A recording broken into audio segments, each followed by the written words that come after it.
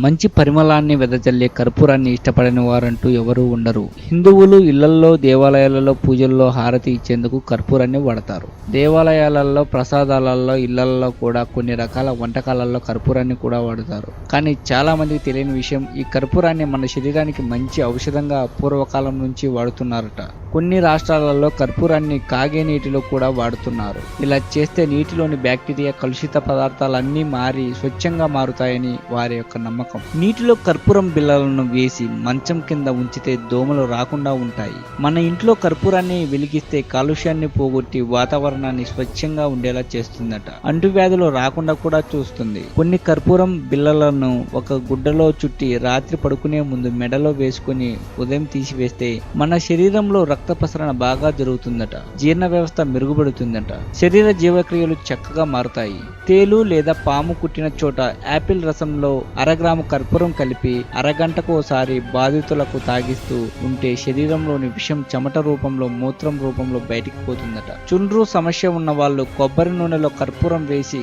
గంట తర్వాత దానిని జుట్టుకు రాసుకుంటే చుండ్రు సమస్య మాయమవుతుందట. పేలు సమస్య కూడా దూరం అవుతుందట. ఉదయం బ్రష్ చేసేటప్పుడు దానిపై కర్పూరం వేసుకుని దంతాలు శుభ్రం చేస్తే నోటి దుర్వాసన కూడా పోతుందట. దంతాల మధ్య క్రిములు కూడా చస్తాయట. వానాకాలంలో ఈగలు సమస్య ఎక్కువగా ఉంటుంది. అర బకెట్ నీళ్ళలో ఒక గుప్పెడు వేపాకు, కర్పూరం వేసి ఆవిరి వచ్చే వరకు మరిగించి బండలు తుడిస్తే ఈగలు అటువైపుకు రమ్మన్నా కూడా రావట. ఇలా కర్పూరం రకరకాలుగా ఉపయోగపడుతుంది. ఈ వీడియో మీకు నచ్చినట్లయితే ప్లీజ్ సబ్స్క్రైబ్ చేయండి గ్రహణం ఛానల్. అలాగే పక్కనున్న బెల్ సింబల్ని క్లిక్ చేసుకొని నోటిఫికేషన్స్ వచ్చేలా చేసుకోండి.